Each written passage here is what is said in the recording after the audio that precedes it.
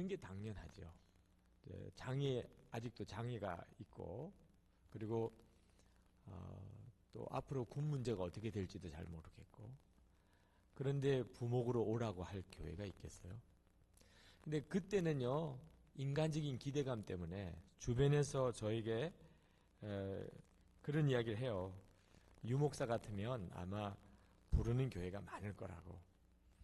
그래서 저는 그냥 그 말이 인사인지도 모르고 기대를 가지고 여기저기를 찾아다녔어요. 제 마지막까지 기대를 걸었던 교회에서 제게 아무 대답이 없어요. 하루 종일 그 교회에 가 있었어요. 근데 또 눈치가 없었던 거죠. 말하기 곤란하니까 말을 못한 건데, 저는 이제나 대답을 할까 저제나 대답을 할까 기다리다가 저녁쯤에 가서야 우리 교회에서 당신을 쓰기가 어렵다 하는 이야기를 듣고, 그렇죠, 뭐 괜찮습니다. 그러고는 나왔지만 서울역 앞에서 수원 가는 시외버스가 있었는데 버스에 딱 올라타 앉으니까 눈물이 확 쏟아지대요. 집에는 아내가 기다리고 있고 딸도 있는데 나는 그러면 어디 가서 교회를 섬기면서 일을 해야 되나. 그때 마침 비가 이렇게 왔어요. 부슬부슬 아주 비가 많이 오는 비도 아니고. 이제 차창으로 빗물이 이렇게 뚝뚝 떨어지는데 뭐 한정없이 눈물이 쏟아지는 거예요. 수원까지 내려가는데, 서울을 이렇게 떠나서 수원으로 내려가는데 나는 갈 데도 없고 불러주는 데도 없고 정말 버림받은 느낌이고, 다리는 너무 아프고 목발을 짚고 다니니까 뭐 온몸이 아파요. 비는 맞은 데다가 수원 내려가는 내내 울었어요. 하나님, 저는 어떻게 하는 겁니까? 근데 수원 들어가면서 갑자기 무슨 마음이 드냐면, 너가 목사잖아. 너는 왜 기도를 안 하니? 그런 마음이 들어요. 그게 이제 성령님께서 제게 주신 말씀이었는데, 그때는 그걸 분별을 못할 때였어요. 너는 목사인데 왜 기도를 안 하고 걱정만 하면서 사람만 찾아다니니? 그런 생각이 드는데, 맞다. 내가 지금 이게 뭐 하는 일이냐? 이런 생각이 들어요. 하나님이 나를 종으로 택하셨으면 하나님이 갈 교회를 정해두셨지 않겠느냐. 이제 버스를 내릴 때 비는 오지만 비를 쫙쫙 맞으면서 집으로 갔어요. 집사람 나오라고 전화를 해도 되지만 좀 비를 맞고 걷고 싶었어요. 그때 제 마음속에는 나는 다시는 누구에게 내가 어느 교회를 갈지 부탁 안 한다. 내가 다시는 누구에게 사람한테 의논 안 한다. 나 이번에 정말 하나님이 나를 종으로 삼으셨는지 나를 쓰실 것인지 하나님에게만 내가 묻고 답을 얻어야 되겠다. 그렇게 결심을 했어요, 마음에. 그리고 집에 들어갔더니 뭐 집사람이 깜짝 놀라요. 떠날 때는 사실은 무슨 답을 가져올 거라고 이야기를 하고 갔거든요. 집사람도 잔뜩 기대를 했던 모양인데 비를 맞고서 제가 그렇게 들어오니까 굉장히 당황했던 모양이에요. 그래서 제가 몸을 씻고 난 다음에 제 아내에게 그랬어요. 나 이제 누구에게도 의논 안 하고 부탁도 안 하고 하나님에게만 기도할 거야. 하나님께서 내가 기도만 하고 있는데도 나를 어느 교회로 인도해 주시면 나 이제부터 목회하고, 그러지 않으면 나는 목회도 안 할 거야. 그래도 제 아내가 제가 하도 비장하게 이야기를 하니까 뭐라고 대답을 못하고 있어요. 그래서 그 다음 날부터 아침을 먹고는 그리고 아버님 서재에 올라가서 기도했어요. 처음에는 말입니다. 처음에는 기도를 굉장히 내가 잘할 것 같았어요. 마음이 하도 비장하니까 이제는 누구 만나러도 안 가고 누구의 부탁도 안 하고 하나님에게 매달려 기도만 하겠다 그러면서 저는 기도가 그렇게 어려운 줄 몰랐어요. 기도를 하면 금방 기도가 잘 될 줄 알았는데 이제 서재에 올라가서 5분 기도하니까 내가 할 기도는 다 한 거예요. 저는 5분 기도가 그렇게 많은 기도를 할 수 있다는 걸 몰랐어요. 아버님, 어머님부터 시작해서 동생, 제가 아는 사람들은 다 거명하며 나라와 민족까지 기도했는데도 5분이면 딱 되더라고요. 저는 엄청 시간이 걸릴 줄 알았더니 딱 보니까 5분밖에 안 걸려요. 그때 느낌이 이거 점심 먹을 때까지 어떻게 기도하냐 하는 생각이 드는 거예요. 기도를 하겠다고 아주 아내한테는 큰 소리 치고 올라왔는데 기도를 막상 해보니까 기도를 진짜 못하던 사람은 기도를 알기만 알았지 실제로는 기도를 못하던 사람은 철야기도는요 끔찍한 거예요. 철야기도는 어떻게 철야하면서 기도를 해요? 5분 기도하니까 기도가 다 됐는데 3번 반복했어요. 20분 정도니까 똑같은 기도를 3번씩이나 했는데 이제 또 어떻게 더 해요 하나님 앞에. 그때 밑에서 전화벨 소리가 울리더라고요. 제가 그때 순간적으로 무슨 생각이 드냐면 이렇게 응답이 오는구나. 내가 하나님 앞에 전적으로 맡기고 기도만 하기로 작정하니까 이야 이렇게 나를 부르는 소리가 오는구나. 어느 교회에서 오라고 하는 모양이다. 그래서 서재에서 기도하다가 총알같이 문 앞으로 가서 서 있었어요. 다리가 불편하니까 밑에서 불러도 3층이었는데 아버님 서재가 내려가려면 시간이 걸리잖아. 그렇게 준비를 하고 있어요. 내려가는. 전화 왔어요. 그러면 이제 내려가려고 문 앞에까지 기다렸는데 5분이 지나도록 부르지를 않네. 내 전화가 아니었던 거죠. 그리고 다시 자리에 와서 또 기도를 하는데 이 지금 어떻게 기도를 해야 될지 하나님 앞에 이렇게 자꾸 똑같은 내용을 기도해도 되는 건지도 잘 모르겠고 기도를 정말 제가 몰랐던 거죠. 오전 내내 혼이 났어요. 점심 먹는 시간만 기다리는 거야. 나중에는 하여튼 밥 됐어요 내려와서 식사하세요라는 말 나오기만 기다리는 겁니다. 전화 올 때마다 하여튼 문 앞에 달려갔다가 아니네 문 앞에 달려갔다가 아니네. 제가 그때 야 이렇게 해가지고 내가 며칠을 기도해야 되나. 기도한다는 게 그렇게 어렵더라고요. 점심 먹고 난 다음에 올라오고 가기가 싫은 거예요. 서재에. 이제 또 저녁 먹을 때까지 기도를 해야 되는데 어떻게 해야 될지. 신문을 보고 싶은데 신문을 제 아내 눈이 무서워서 못 봤어요. 아니, 큰 소리 탁탁 치고 이제부터 하나님 앞에 기도만 하면서 기다리겠다고 하는 사람이 신문 펼쳐보고 있으면 그 얼마나 밉상이겠어. 신문을 그렇게 보고 싶은데 결국은 손도 못 대고 나 기도하러 올라간다. 좀 붙들어 주기를 기다렸는데 아무 소리도 안 하더라고. 그래서 서재에 올라와서 앞이 캄캄해요. 이제 저녁 먹을 때까지 어떻게 기다리나. 그때 마음에 성경을 읽자 그런 생각이 들어요. 그래서 성경을 펼쳐서 창세기부터 읽었어요. 시간은 무한정이 있으니까 이제 하나님이 언제 응답해 주실지 모르니까 창세기부터 기도와 관련된 성경 구절을 한번 다 찾아보자 그러면. 그런데 성경을 읽으면서 보니까 내가 기도에 대한 말씀이 이렇게 있다는 걸 왜 몰랐을까. 그런 구절들이 읽어 내려가는 동안에 여러 번 눈에 띄어요. 그래서 노트를 펼쳐서 옆에 썼어요. 그 성경 구절을. 시간은 무지하게 많으니까. 근데 그렇게 쓰다가 갑자기 마음에 기도하고 싶은 마음이 막 생기는 거예요. 그 성경을 읽으면서 하나님이 내 마음을 이상하게 뜨겁게도 하고 회개할 마음을 막 주시기 시작해서 그때부터 이제 오후에 기도가 회개 기도가 터지기 시작합니다. 오전에는 하나님 앞에 내가 어느 교회 가야 됩니까? 하나님 인도해 주세요. 그러다가 이제 아내 위해서 딸 위해서 아버님 위해서 이렇게 기도를 했다가 이제 오후부터 기도가 회개 기도가 터지기 시작합니다. 하나님 내가 부족한 거, 내가 믿음으로 바로 서지 못한 거, 목사면서도 엉터리같이 내가 그동안에 살았던 거.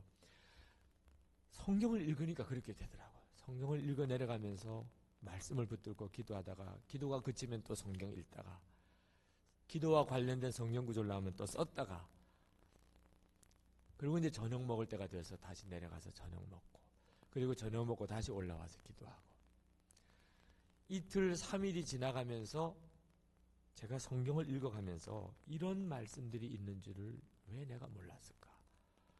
그래서 그때 어떤 느낌이 들었냐면 내가 앞으로 목회를 하면서 성도들에게 제일 중요하게 가르쳐야 될 게 기도인데 나 자신이 기도에 대해서 너무 모르고 있다.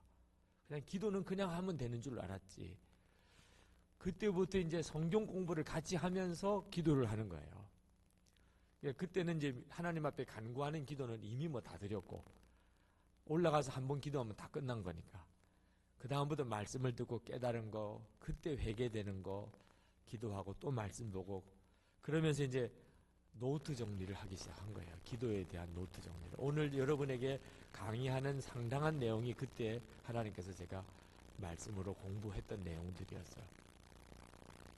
한 달을 그렇게 지났어요. 한 달을. 하나님이 언제 어떻게 응답해 주실지 모르고 무조건 기도하면서 기다린다는 게 이게 얼마나 어려운 일인가 하는 것을 아마 기도해 보신 분은 알지 모르겠어요. 한 달이 지나가더라고요. 그런데 제 마음은요, 처음하고는 다르게 마음이 너무너무 편안해지는 게 이 성경을 끝까지 다 읽을 때까지는 하나님이 좀 교회가 생겨도 말씀 안 해주시면 좋겠다는 생각이 들 정도로 성경 속에 있는 내용이 너무너무 놀라운 내용들이 많아요. 기도에 관한 내용들이. 그런데 문제는 제 아내가 문제예요. 한 달쯤 지나니까 제 아내가 흔들리더라고요. 사실 제 아내 입장에서는 남편이 군에 갔다고 군목 간다고 갔다가 다리가 부러져서 왔지요. 또 한 달 동안 또 교회에 찾으러 다닌다고 다니면서 아무데도 오라는 데가 없다고 또 돌아오지요. 이제는 또 하나님 앞에 기도만 하겠다고 또 기도 서재로 올라가서 아침 주면 올라가고 점심 주면 저녁 주면 올라가서 도무지 남편하고 이야기할 시간도 없지요. 아버님 댁에 있으면서 집안일 다 하고 갓난아이 돌보고 무슨 우유값 하나라도 아버님께 부탁해서 타서 먹여야 되는 이제 집사람 심정도 쉽지는 않겠더라고. 근데 한 달쯤 지나서 이렇게 아침을 먹는데 벌써 얼굴 기색이 옛날 얼굴이 아니에요. 그래서 여보, 아침 설거지 끝나면 당신도 올라와 그랬죠. 한 10시쯤 지나니까 이제 계단을 밟아서 올라오더라고요.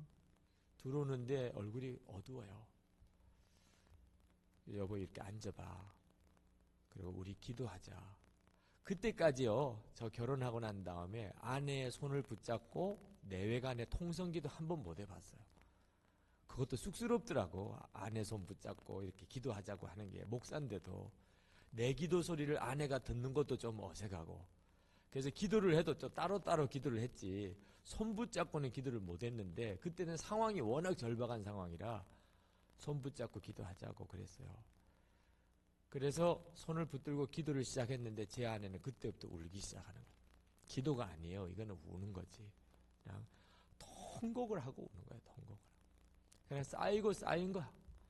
너무나 마음이 답답하고 괴롭고 하던 심정이 제가 손 붙잡고 기도하자니까 그냥 터지는데 그 감당을 못하게 울더라고요. 제가 그 심정도 그렇겠다 싶어서 저도 뭐 그 우는 아내를 보는 제 심정도 보통이 아니잖아요. 한참을 울도록 내버려뒀어요. 지칠 만큼 울더니 그쳐요. 그래서 제가 제 아내에게 여보, 당신 많이 힘들지? 그러고는 제가 이제 노트를 꺼냈어요. 성경을 읽으면서 제가 기록했던 노트를 꺼내서 보여주었어요. 내가 지난 한 달 동안에 이제 여러분 가지고 있는 메모지 같은 거죠. 여보 이거 봐. 그러면서 하나님이 지난 한 달 동안 나한테 가르쳐 주신 것들이야. 그러면서 성경 구조라고 나 나름대로 깨달은 교훈들을 옆에다가 이렇게 써내려가면서 정리한 내용들을 아내한테 보여주니까 그걸 옆으로 이렇게 봐요. 보면서 한 달 동안 고생은 안 했구나 그런 느낌이 좀 드는지 그때부터 이제 제 아내랑 같이 기도 성경 공부가 시작이 됐어요. 한 달을 또 그렇게 갔어요. 정말 기도만 하고 기다린다는 일이 보통 쉬운 일은 아닌데 하나님이 그 은혜를 주셨어요. 그래서 제가 말씀으로 깨달은 걸 아내한테 가르치고 같이 기도하고 아내는 또 밥하러 설거지하러 빨래하러 내려가고 저는 또 더 기도하고 이제 그렇게 2달을 지났어요. 아무 연락이 없어요. 모든 사람이 나를 다 잊어버린 것 같아요. 3번째 달쯤 되니까 아버님이 보시기가 너무 안타까운지 수원 종로교회 금요 철야기도 인도를 하라 그러시더라고요. 금요 철야기도에 인도하러 이제 서서 제가 기도하면서 하나님이 주셨던 은혜들을 잠깐 설교를 했어요. 근데 참 놀라운 것은 그 수원 종로교회 교인들이 너무너무 은혜를 받았다는 거예요. 그리고 기도를 시작했는데 그렇게 기도가 뜨거워요. 그때 제가 이게 내가 받은 이 말씀의 교훈이 이게 성령님의 역사구나 하는 확신을 얻었어요. 그 교훈을 나누니까 성도들이 기도가 살고 은혜를 받았다 그러니까 이게 헛고생은 아니구나. 시간은 대책 없이 흘러가지만 무언가 굉장히 중요한 훈련을 하나님이 나에게 시키시는구나. 그러고 또 한 달이 또 지나간 거예요. 그러니까 석 달을 그러고 지나간 거예요. 하나님 앞에 기도만 하고, 하나님, 저는 하나님의 종인데 하나님이 정해주세요. 난 사람들 찾으러 다니지 않을 거예요. 근데 그때 석 달이 지나고 난 다음에 제 아는 후배 한 사람으로부터 전화가 왔어요. 이제 그것이 제가 이 서울 광림교회로 오게 된 계기입니다. 후배가 전화를 해서 저를 그렇게 자꾸 찾았대요. 유기성 목사가 도대체 어디 있느냐. 군목에도 입대 못했다 그러고 집으로 갔다는데 아는 사람도 없고 그렇게 찾다가 아버님은 혹시 아실까 해서 저희 부친에게 전화를 했는데 저희가 집에 있다는 걸 알고는 이제 저를 찾아서 전화를 하고 이제 서울의 어느 교회 부목사를 찾는데 목사님 같으면은 아마 좋아할 거라고 그게 소개가 됐어요. 그 교회에 가서 이제 선을 보고 그 교회에서 목사님이 오라 하시더라고요. 오라 하시는데 그래서 저는 하나님이 이렇게 응답하시는구나. 그래서 저는 그 교회인 줄 알았어요. 그 교회. 그래서 이제 제가 그 교회는 다음 주에 부임하기로 했고 그동안에 감독님에게 제가 참 사랑도 많이 받고 그동안에 도움도 많이 받았기 때문에 서울 광림교회 예배를 한번 드려보자. 이제 또 부목사로 가면 어떻게 서울 광림교회 예배를 드려보겠어요? 그때 당시에 하여튼 우리나라에서는 제일 수준 높은 예배를 서울 광림교회에서 드린다고 소문은 나 있었는데 한 번도 예배를 못 드려봤죠. 제가 교육을 하니까 어떻게 주일에 와서 예배를 드리겠어요. 이번밖에는 시간이 없겠구나. 그래서 이제 와서 주일 예배 드리고 그리고 이제 감독님께 내려가면서 인사를 드렸어요. 감독님, 제가 여차에서 군목에 갔다가 이렇게 그냥 나왔는데 제가 서울 어느 교회에 부목사로 가게 됐습니다. 그래서 오늘 예배도 드리고 인사도 드릴 겸 왔습니다. 그랬더니 감독님께서 저를 붙잡으시더니 잠깐만 기다려봐. 담임 목사실로 올라가 있어. 그러시더라고요. 그래서 이제 인사를 드리러 왔으니까 사모님도 뵙고 그럴 겸해서 담임 목사실에 앉았는데 다 이제 교우들 인사를 끝나고는 들어오시더니 그 교회 가지 말고 우리 교회 와. 그러시더라고요. 그때부터 감독님은 그 전부터도 감독님이 뭐라고 그러시면 저는 뭐 꼼짝없이 할 수 없이 그렇게 돼야 되는 건데 막무가내로 그냥 우리 교회로 오지 왜 그 교회로 가냐고 그러시는 거예요. 그때 광림교회가 무슨 부목사 티오가 있었던 것도 전혀 아니었는데 그냥 감독님이 오라 하시는 거예요. 저는 마음이 걱정이 되잖아요. 이게 하나님이 응답을 해줘도 이렇게 갑자기 두 갈래를 주시나. 이거 어떻게 난감해서 그 목사님에게 얼마나 죄송해요. 그 거절할 수도 없는 입장에 계신 분이고 감독님 말씀도 그러시고 얼마나 고민이 되는지 감독님 제가 그 교회에 가기로 약속을 드렸는데요. 그래도 거긴 취소하고 오라는 거예요. 밤에 고민을 하다가 전화를 드렸어요. 그 목사님께.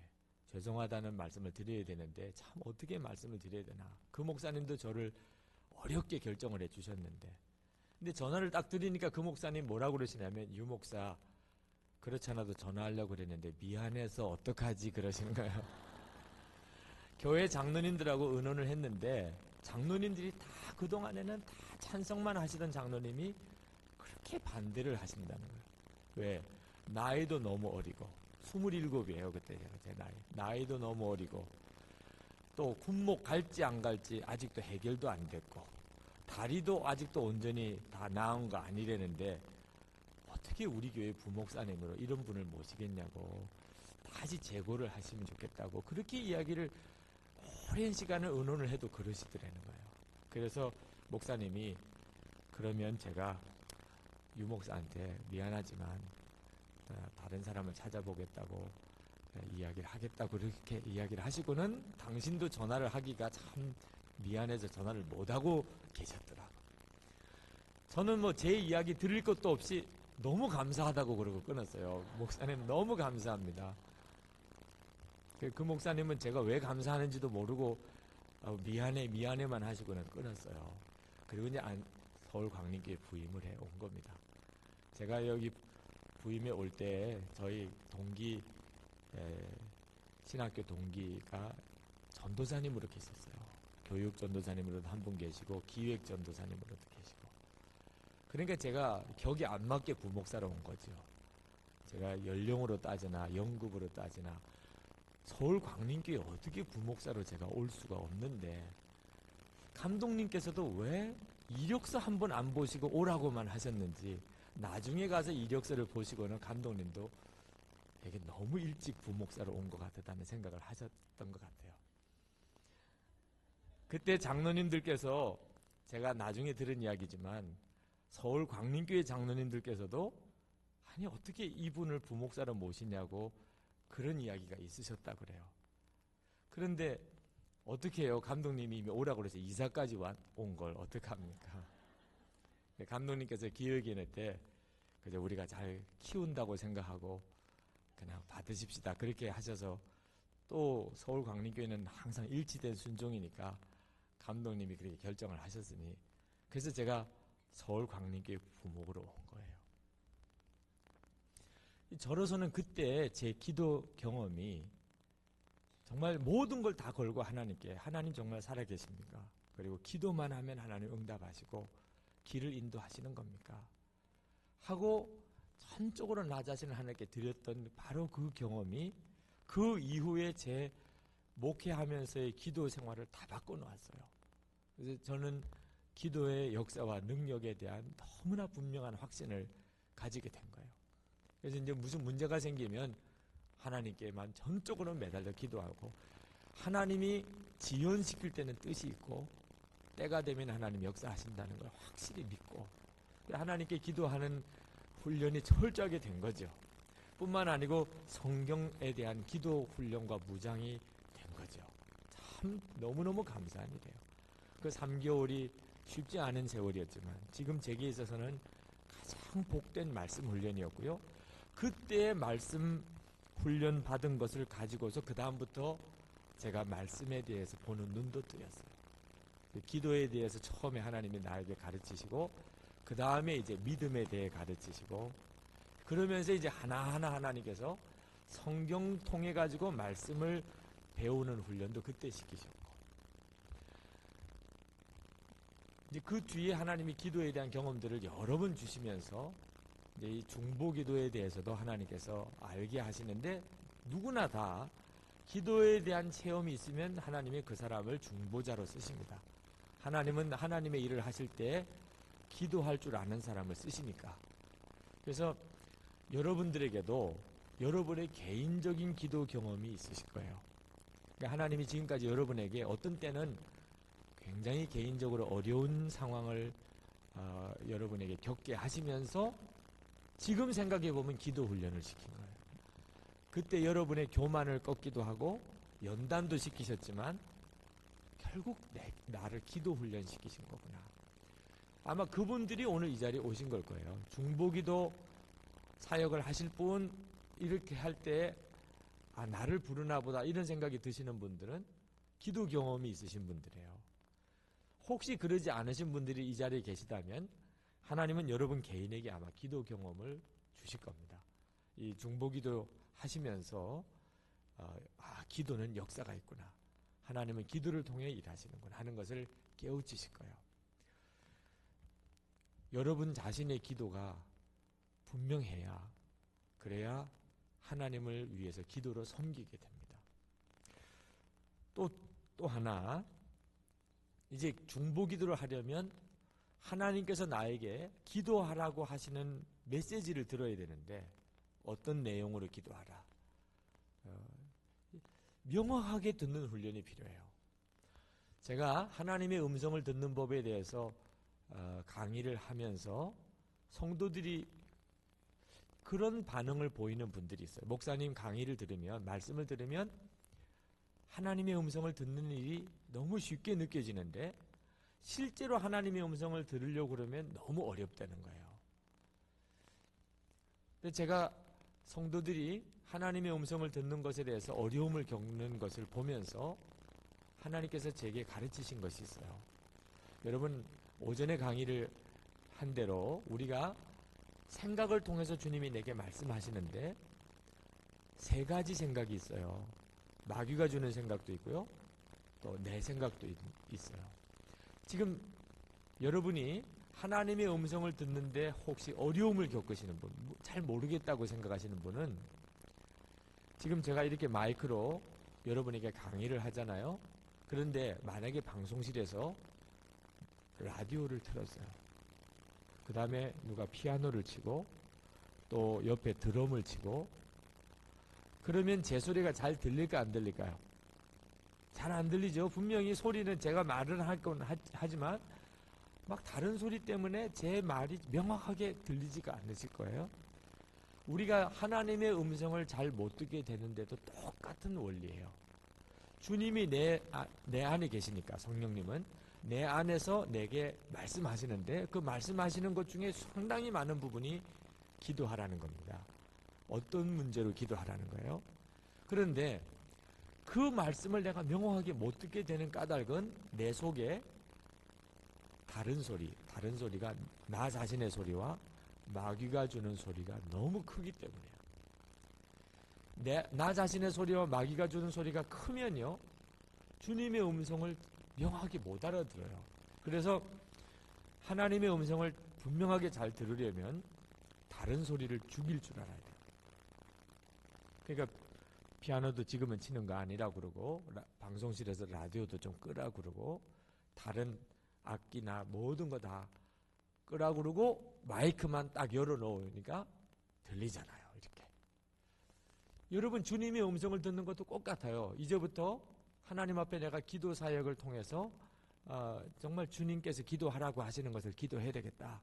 그리고 하나님 앞에 주여 제가 무엇을 위해서 기도하리까 하고 기도를 하고 순간순간 하나님이 기도케 하시는 말씀을 들을 때 여러분 자신이 여러분 자신의 소리를 죽이고 마귀의 소리를 대적하여 물리쳐야 되는 것을 잊으시면 안 됩니다. 중보기도실에 들어가서 기도를 시작할 때도 그래요. 나중에 이제 간단하게 중보기도의 단계 시작하면서 끝날 때까지를 제가 말씀을 드리겠는데 이제 그 중에 하나예요. 좀 자세한 설명을 드리는 건데 기도를 시작할 때 여러분 자신을 죽이는 것이 필요해요. 아까도 중보기도자는 하나님이 감추는 사역자라고 그랬죠. 중보기도자에게 있어서 제일 중요한 것 깨달아야 될 게 뭐냐면 내 소리를 죽이는 거예요. 여러분, 내 소리가 뭔지 아세요? 이 자아, 내 안에 있는 자아, 여러분 자아가 얼마나 소리를 강하게 지르는 줄을 아마 거의 모르실 거예요. 여러분의 생각 속에 여러분 자신의 생각이 굉장히 강합니다. 그래서 주님의 음성을 못 들어요. 제가 성경에 있는 예를 들어서 설명을 드릴게요. 거기 교재도 제가 출애굽기 그 말씀을 제가 실어드렸는데, 자, 이스라엘 백성이 가나안 땅에 들어가기 위해서 출애굽을 했습니다. 하나님이 이스라엘 백성을 애굽의 종노릇 하는 데서 그들을 건져내어서 이제 가나안 땅을 향하여 가는데 처음에는 너무너무 좋았죠. 하나님이 우리를 해방시키셨구나. 그런데 그렇게 애굽을 떠나서 어디로 갔냐면 홍해 바닷가로 간 거예요. 한번 생각해 보세요. 하나님이 가나안 땅으로 데려가겠다고 인도하셨는데 하나님 따라가는다고 갔는데 눈앞에 바다예요. 바다. 길이 아니고. 어떻게 가라는 거예요. 바다인데. 그때 여러분이 어떤 생각이 들겠어요? 이게 뭐야? 이런 생각이 탁 들죠? 아니, 가보니까 앞이 바다네. 길이 없어요. 하나님이 왜 이리로 인도하셨어? 어떻게 가라는 거야? 이런 생각이 바로 내 자아의 생각이에요. 여러분이 이제 하나님을 믿고 살면서 하나님이 하시는 일이 이해가 안 될 때 갑자기 내 마음속에 아우 짜증나. 하나님 이게 뭐예요 도대체? 아니 하나님 이것도 축복이에요? 하나님 이것도 응답이에요? 하나님 예수 믿는데 왜 이런 어려운 일이 자꾸 생기죠? 여러분의 마음에 일어나는 원망, 불평, 이런 소리가 그게 바로 여러분의 자아의 생각이에요. 그런데 그 정도만 해도 쉽지 않은데 뒤에는 막 병거 소리가 들리는데 애굽의 병거들이 뒤쫓아오는 거예요. 이야, 이제는 꼼짝없이 죽게 생긴 거예요. 앞에는 홍해 바다고 뒤에는 애국 군대고 이스라엘 백성들이 고스란히 거기서 다 죽게 생긴 거예요. 그때 그 이스라엘 백성들이 어떻게 했겠어요? 말도 할 수가 없을 정도로 막 원망, 불평이 막 터져 나오는 거예요. 여기서 우리가 다 죽게 생겼다. 아니 우리가 애굽에서 매장지가 없어서 여기를 데려 나왔냐? 모세를 붙잡고 뭐 이스라엘 백성들이 녹이 등등 해가지고 야, 너 정말 하나님의 인도 제대로 받은 거야? 왜 우리를 이곳으로 몰고 온 거야? 그랬겠죠? 그게 바로 우리 자아의 생각이에요. 여러분 자아가요 얼마나 강한지 몰라요. 우리가 신앙생활 하면서 시시때때로 하나님이 하시는 일이 이해가 안 되고 어떤 때는 너무 괴롭다 그러고 힘들다 그러고 죽겠다 그러고 억울하다 그러고 못 살겠다 그러고 미워 죽겠다 그러고 그것이 바로 여러분 자신의 자아의 생각이에요. 그러니까 여러분 마음속에 괴로워, 힘들어, 죽겠어, 아우 짜증나, 답답해, 여러분 마음에 있는 그 마음과 감정이요 바로 여러분 자아의 생각. 하나님께서 이스라엘 백성에게 뭐라고 그러셨냐면 한번 읽어보실까요? 거기에 13절 14절 여호와께서 오늘날 너희를 위하여 행하시는 구원을 보라. 너희가 오늘 본 애굽 사람을 또 다시는 영원히 보지 못하리라. 여호와께서 너희를 위하여 싸우시리니 너희는 가만히 있을지니라. 아멘. 하나님께서 이스라엘 백성이 뭐라고 그러냐면 좀 가만히 있어. 가만히. 하도 막 이게 뭐예요? 죽겠어요? 큰일 났어요? 막 이러니까 하나님께서 가만히 좀 있어. 가만히.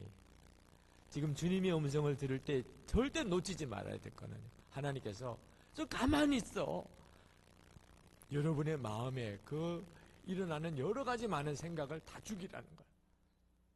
하나님이 말을 못해. 하나님이 말을 너무 막 안달을 하니까 이스라엘 백성이 조용해지니까 비로소 하나님께서 모세에게 내 지팡이를 들어 바다를 향해 내밀라. 그래서 바다를 향해 내미니까 바다가 쫙 갈라졌어요. 그러니까 하나님께서 대책 없이 인도하신 게 아니고 하나님은 이 바다도 가르시는 능력이 하나님이고 이스라엘을 완전히 구원하셨다는 것을 체험케 하기 위해서 홍해로 일부러 인도하신 거거든요. 그러니까 하나님은 다 길이 있고 방법이 있는데 그런데 우리 자신이 믿음이 없으니까 우리 자신은 하나님의 역사를 다 내다보지 못하니까 자꾸 내 속에서 막 소리가 나는 거예요. 그러니까 여러분이 주님의 음성을 못 듣는 이유 첫 번째는요, 여러분 자신의 생각이 너무 강하기 때문이에요. 그러니까 여러분 자신의 생각이 강하니까 하나님이 여러분의 가정 문제도 해결하고 교회 문제도 해결하고 사역의 문제도 해결할 수 있는데도 여러분은 못 듣는 거예요. 그걸 어떻게 하라는 것인지 못 듣는 거예요. 여러분 가정 안에 무슨 어려운 일이 생겼다고 합시다.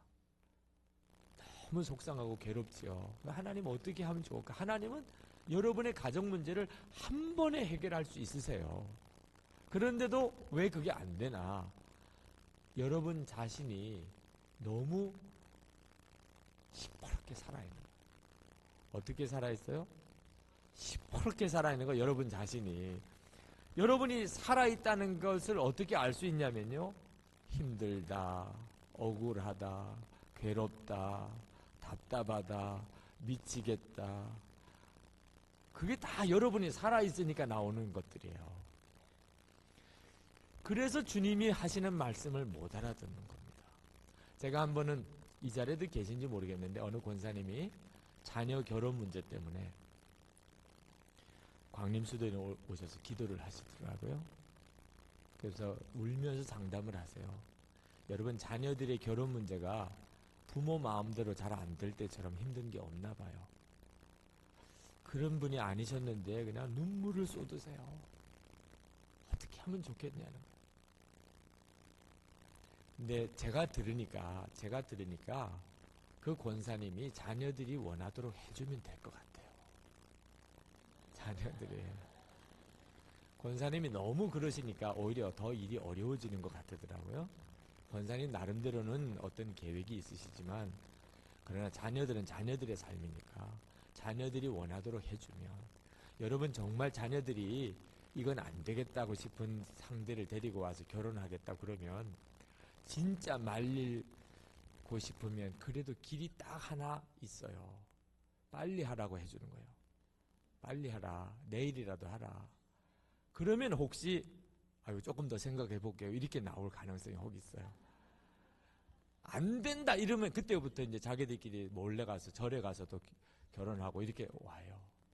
그러니까 혹시 반대하고 싶으면 빨리 서둘러 주는 거야. 그냥 부모가. 그러면 엄마 좀 조금만 기다려봐. 우리 좀 생각도 해보고 오히려 이럴 가능성이 조금 있어요. 네, 뭐 그럴 단계까지도 아닌 것 같아. 보니까. 근데 엄마 마음에만 안 드는 거지. 제가 보기에는 그런 게 아닌 것 같은데, 그래서 하나님이 인도하시면 뻔한데 그 권사님 자신의 마음 정리가 안 되는 거예요. 권사님 자신의 마음. 내가 너를 어떻게 길렀는데, 내가 너에게 얼마나 기대를 가지고 있었는데, 이제 이것 때문에 집안이 다 어려워지시더라고. 하나님은요, 나중에 가보면은 잘했다고 할 수 있는 방법을 우리에게 보여주셔도요, 내가 나 자신을 죽이지 못하면 안 들리는 거예요. 그 주님의 음성이. 그래서 여러분이 아무리 어려운 문제를 부딪혀도요, 하나님은 말씀을 내게 주셔서 나를 인도하실 수 있어요.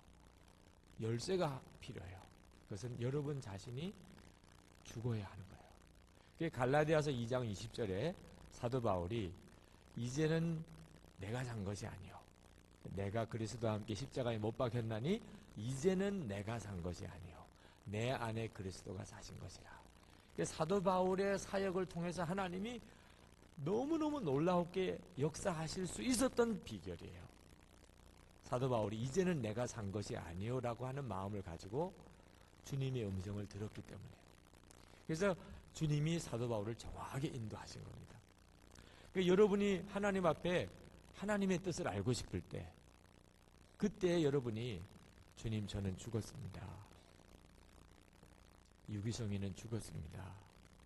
이렇게 여러분의 죽음을 받아들여야 됩니다. 사실 따지고 보면요, 우리는 예수 믿을 때 죽은 거예요. 로마서 6장에 보면 예수님과 함께 십자가에 못 박혔다고 그랬어요. 우리가 예수님을 믿을 때, 세례 받을 때. 그러니까 여러분은 이미 장례식 치르고 사는 사람이에요. 장례식. 예수님과 함께 이미 죽었고 지금 사는 것은 부활하신 주님과 함께 다시 산다 그랬어요. 그래서 우리가 지금 사는 것은 내 안에 계시는 예수님으로 인해 사는 거지, 나 자신은 이미 십자가에 못 박아 죽은 겁니다. 그래서 죽어야지가 아니에요. 죽어야지. 제가 어느 때 보니까 독일에 가서 부흥회 할 때인가요? 어느 남자 권사님이 나는 죽는데 그 자식들이 안 죽잖아요. 그래서 억울하다 그런 뜻인 것 같아. 죽으라는 메시지는 알겠는데 나만 죽으면 너무 억울하지 않냐 그런 뜻인 것 같아. 죽음을 잘 이해 못해서 그래요.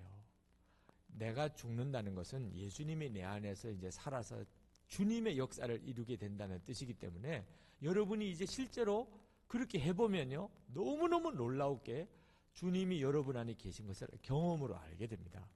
내가 살아있으니까 주님의 역사가 안 나타나는 거예요. 내 안에 계시지만 아무 역사가 안 나타나는 것처럼 보이는 거예요. 제가 목회하면서 목회가 쉽지 않더라고요. 목사님들은 속이 많이 썩어요. 겉으로는 이렇게 대접을 받는 것 같고 폼이 있는 것 같아도 아마 우리 부목사님들도 많이 썩었을걸요. 속을 열어보면. 이성희 목사님이라고 연동교회 장로기 목사님이신데 산에 이렇게 등산을 하다가 고목나무가 있더래. 속이 다 썩었더래. 목회도 안 했는데 다 썩었더래. 옆에 호박이 있더래요. 썩은 호박이. 푹 썩었더래, 속이. 그래서 물었대요. 너도 목회했냐? 그렇게. 목회하다 보면 뭐가 속이 썩냐면 모든 일을 시시비비를 따질 수가 없어요. 목사의 입장에서 시시비비 따지고 싶어도요. 그러면 성도들이 또 상처를 받으니까. 잘 이해 못해서 그랬겠지. 아직도 믿음이 어려서 그랬겠지. 그렇게 사귀려니까 속이 썩는 거죠. 근데 한 번은 정말 도무지 사귈 수가 없는 문제를 부딪혔어요. 어느 집사님이 말을 만들어내더라고요. 없는 이야기를 만들어서 있는 것처럼 소문을 내는 거예요. 전혀 모르고 있었죠. 근데 어느 분이 제게 와서 깜짝 놀랐다고 그러면서 이야기를 하는데 가슴이 철렁 내려앉는 거예요. 아니 어떻게 이런 말이 다 도나. 나중에 보니까 누군가가 그런 소문을 내고 있는 거예요. 정말 있지도 않은 소문을 내는 분이 있대요. 제가 만약에 공개적으로 이건 문제다고 파고 들어가면 그분이 나오겠죠. 어느 분인가는 대략 짐작이 가요. 근데 그러면 그분은 심각한 문제가 생기죠. 교회에서 뭐 떠나야 되거나 그분의 신앙생활에 결정적인 문제가 생길 것 같아요. 제가 어떻게 결정을 해야 되나? 이 문제를 내가 어떻게 해야 되나? 너무너무 괴로운 거예요.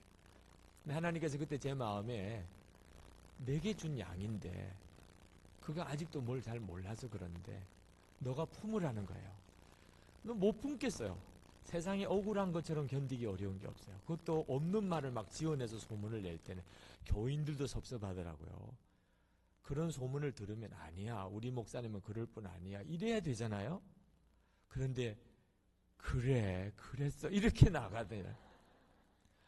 아니, 그 소문이라는 게 그렇게 무서운 건가 봐요.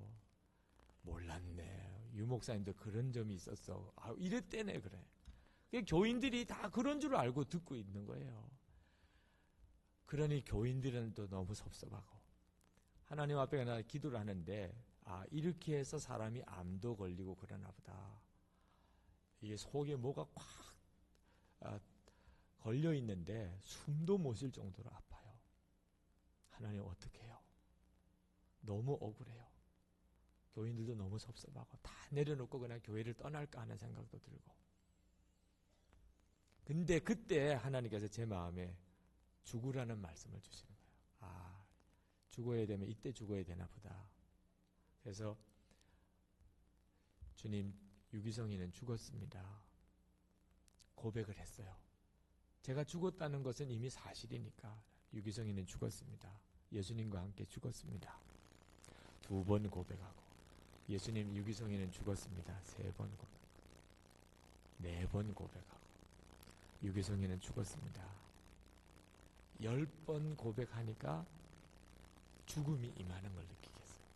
그래서 저는 죽는 것이요, 내가 나를 죽이는 게 아니고 내가 죽었다는 사실을 정말 믿음으로 받아들이면 그러면 죽음이 임해요. 죽음이 임한 걸 어떻게 알았냐면 그렇게 마음이 편안해져요. 미운 것도 없어지고 괴로운 것도 없어지고 답답한 것도 없어지고 떠나고 싶은 생각도 다 떠나고 그렇게 마음이 편안해지는데 숨이 막 쉬어지고 살 것 같아요. 죽으니까 진짜 사네요. 죽으니까 사는 거예요. 여러분, 죽지 않으면 괴로워서 견딜 수가 없어요.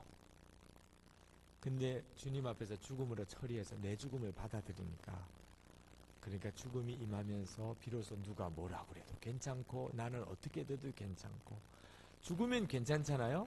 그죠? 살아있으니까 믿기도 하고 억울하고 답답하지. 딱 죽어버리면 그걸로 끝나잖아요. 진짜 그렇게 되더라고요. 그래서 살기는 살겠는데 나는 죽었다고 그랬으니까, 그래서 주님, 그러면 주님의 마음을 주세요. 그렇게 한마디 하고 난 다음에 얼마나 울었는지 몰라요. 그냥 눈물이 터져 나오는데 솔직히 내가 왜 우는지도 모르고 울었어요. 왜 우는지. 제가 울면서도 내가 이렇게 왜 우나. 그런데 속으로는 엄청난 슬픔이 막 터져 나오는 거예요. 방언으로 기도를 하면서 울었는데 나중에는 정말 바닥이 흥건해지도록 눈물 콧물을 쏟으면서 막 엉엉거리고 울었어요. 지쳐가지고 울음을 그치고 내가 왜 이러나. 그때 내가 주님의 마음을 달라고 그랬잖아요. 주님의 마음을 달라고. 그 주님의 마음이 내게 그대로 들어온 거예요. 주님의 마음이 슬픔인 것을 그때 알았어요. 우리 주님의 마음에는 슬픔이 많다는 걸 그때 알았어요. 그 문제를 일으키는 상황을 보시는 주님, 그 집사님을 보거나 그것 때문에 또 괴로워하는 목사인 나를 보거나 주변에 있는 모든 상황을 보시는 주님의 마음은요, 화내시는 것도 아니더라고. 저 같으면은 막 화도 나고 그럴 텐데 우리 주님은 너희가 왜 그러냐. 우리 주님은 너무 슬프신 거예요. 우리 주님이 얼마나 마음에 슬픔이 많다는 것을 그날 그렇게 경험을 했어요. 그래서 그 다음부터는요, 이제 하나님 앞에서 기도를 하면 주님이 제게 기도할 제목을 주시는데 대부분이 슬픔과 관련이 있어요. 지금 이제 북한 핵 문제나 이란 문제도요, 하나님이 그렇게 울면서 기도하게 해요. 로마서 8장 28절에 성령이 말할 수 없는 탄식으로 우리를 위해 기도한다 그랬죠. 우리는 우리 자신이 왜 이런 슬픈 상황이 있는지 자체를 몰라요. 근데 성령님은 나를 위해서 기도하는데 말할 수 없이 우시면서 기도하세요. 우리가 뭘 모르고 지금 그렇게 웃고도 지내고 사는 거예요. 우리가 아마 우리의 형편을 다 눈을 열어 보게 되면요, 우리도요 아마 애통함이 견딜 수가 없을 거예요. 여러분이 죽으면 귀가 확 열립니다. 여러분이 교회 안에 시험이 생기든 가정 안에 어려운 일이 생기든 눈앞이 캄캄한 순간을 만났든지요, 주님 저는 죽었습니다. 여러분의 죽음을 그대로 받아들여요. 예수님 안에서 우리는 죽은 거니까. 그러면요 갑자기 주님이 나를 어떻게 인도하시는지가 확 들려요. 여러분이 교회를 위해서 기도할 때도 여러분 생각이 막 섞여 들어가니까 정확한 기도를 못 찾아내고요, 나라 위해서 기도할 때도 여러분의 생각이 막 복잡하면 나라 위한 기도 제목을 못 잡아요. 제가 한 번은 그 신대원 전도사님들 집회를 갔었어요. 그 신대원 전도사님들 집회에 가서 설교를 할 때 그 전도사님들의 형편을 들어보니까 그 전도사님들이 너무너무 어렵더라고. 뭐가 어려우냐면 섬길 교회가 없는 거예요. 지금 신학교에 졸업생은 너무 많은데 교회는 부흥이 정체가 돼가지고 또 새로 개척되는 교회도 적고, 그래서 신대원 전도사님들이 졸업은 했지만 갈 데가 없어요. 이 전도사님들이 임지가 분명치 않으니까 갈등도 많고 너무너무 괴로워하고 있어요. 전도사님들 신학생 집회에 많이들 오긴 왔지만 다 마음은 안타까운 가운데 있더라고요. 하나님 저들에게 무슨 말씀을 전해야 됩니까? 하고 기도하는데 하나님께서 제 마음에 임지가 없기는 왜 없어? 그러시는 거예요. 사방이 다 임지인데 왜 없어? 그러고 보니까 실제로 서울의 교회도 많고 다 그래도요, 아직도 복음 전할 때가 너무너무 많잖아요. 아직도 이 서울에도요 복음 전할 때가 너무너무 많아요. 오라는 데는 없어도 갈 데는 많아요. 근데 왜 임지가 없다고 생각하느냐 하면 월급 받아야 되고 집 해결해야 되고 이러니까 없는 거예요. 살려니까 없는 거예요. 살려니까. 어느 교회에서 내 월급 주고 어느 교회에서 내 집 줄까 이렇게 생각하고 따지니까 교회가 없는 거지요. 그래서 제가 하나님이 그 마음을 주신 줄 알고 가서 그랬어요. 여러분이 스스로 살려고 생각하니까 임지가 없는 거라고. 주님이 제 마음에 감동을 주시기를, 만약에 여러분이 먹고 사는 거 하나님께 진짜 다 맡기고 주여 제가 어디 가서 전도하리까 그렇게만 생각하면 사방이 다 저 사명지지. 사방이 전국 방방곡곡에 다 사명지지 무슨 사명지가 없어요. 그러면서 제가 정말 안 해야 될 말을 했어요. 혹시 여러분 정말 없다면 안산으로 오라고 그랬어요. 안산으로.